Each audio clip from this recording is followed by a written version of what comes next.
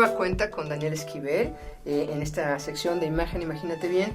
Y la cápsula pasada hablamos sobre técnicas de respiración y bueno, ahora creo que le toca el turno a manejo de la voz, ¿es correcto? Sí. Bueno, ¿esto por qué es importante para los docentes? Bueno, yo siempre he entendido que la voz es el primer puente, es el primer vehículo que tenemos para entablar, ¿no?, una relación con una persona. En el caso siempre de que, hay personas que no se comunican necesariamente con la voz, pero en el caso de quienes estamos al frente de un grupo y que nuestra herramienta es vocal, pues entonces hay una noción ahí de entrenar la voz, de herramienta. Muchas veces un tono inadecuado de voz, la intensidad de la voz, ¿no?, muy baja o muy alta, puede ser digamos que es lo que vincula al alumno con el docente, ¿no? Está hablando demasiado bajo, ¿no? No lo escucho, no me queda claro lo que está diciendo. O a veces un tono demasiado elevado es como me está regañando, me está agrediendo, o sea, ¿cuál es? Y a veces no es propiamente como una cuestión del docente que quiera o agredir. Que es intencional. Exactamente, ¿no? Sino que es solamente una cosa ahí que no tenemos todavía muy, muy capturada, pues, en nosotros. Entonces, ¿cuáles serían estas situaciones que tendríamos que tomar en cuenta para modular la voz? Yo creo que empieza desde conocer tu propia voz. Okay. ¿No? Como ser como muy claros en qué situaciones hablo de determinada manera. Con nuestra familia hablamos de una manera, con nuestros amigos de otra.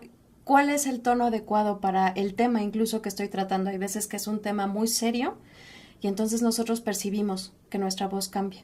Otras veces cuando queremos regañar al grupo también es otro tono de voz y muchas veces cuando queremos jugar con ellos lo perciben, ¿no? El oído es muy sensible a esos cambios de tonalidad. Entonces, si yo aprendo a identificar cuál es el tono adecuado que yo necesito ocupar para determinado tema, desde ahí empieza el asunto. O sea, tiene que haber una preparación previa con esto. O sea, ¿sí tienes que pensar qué tono de voz voy a utilizar para exponer tal o cual tema? O para manejar una cierta situación, por ejemplo, una situación de crisis dentro del salón de clases, pues de repente tienes que ser muy firme con la voz, ¿no? Y decir tú aquí, allá, rápido, sí, ¿no? O, como dices tú, si vas a hablar de un tema muy, muy serio o que tiene que llevar a una reflexión a los alumnos, también tienes que cambiar el tono de voz. Y yo creo que lo importante es que lo reflexionemos para utilizarlo. Sí. Sí lo podemos hacer de manera consciente. Sí, claro, porque es algo que es muy automático. Cuando uno está platicando, lo hace de manera automática. Uno no está pensando, estoy utilizando tal o cual tono o estoy en determinada o tal intensidad, hasta que tú te escuchas. Es decir, cuando ya estás gritando, por ejemplo, en una discusión, de repente te das cuenta y dices, ups, perdón, me alteré, ¿no? Claro. Porque escuchas la intensidad de la voz. Entonces, a veces ante un grupo, ellos también perciben qué tan emocionado estás o qué tan comprometido estás con tu tema a partir de la intensidad de la voz. Y ellos se dan cuenta, ¿no? Este tema le apasiona al profesor porque mira cómo se pone, ¿no? Cómo cambia. Entonces, escucharte, muchas veces no nos escuchamos y ahí empieza el asunto, ¿no? Uno va, da la clase y de repente tienes que hacer ese pequeño momento contigo y decir qué es lo que estoy diciendo y cómo lo estoy diciendo. ¿Y qué impacto voy a lograr de la forma como lo estoy diciendo? Así es. El tono de la voz es fundamental en ese sentido.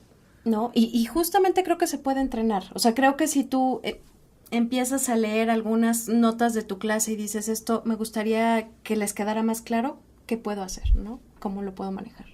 ¿Y habría algunos ejercicios que podríamos hacer? ¿Vernos al espejo, por ejemplo, nos serviría? Vernos al espejo y hacer oraciones muy concretas, ¿no? La niña viaja todos los días en bicicleta y cambiar.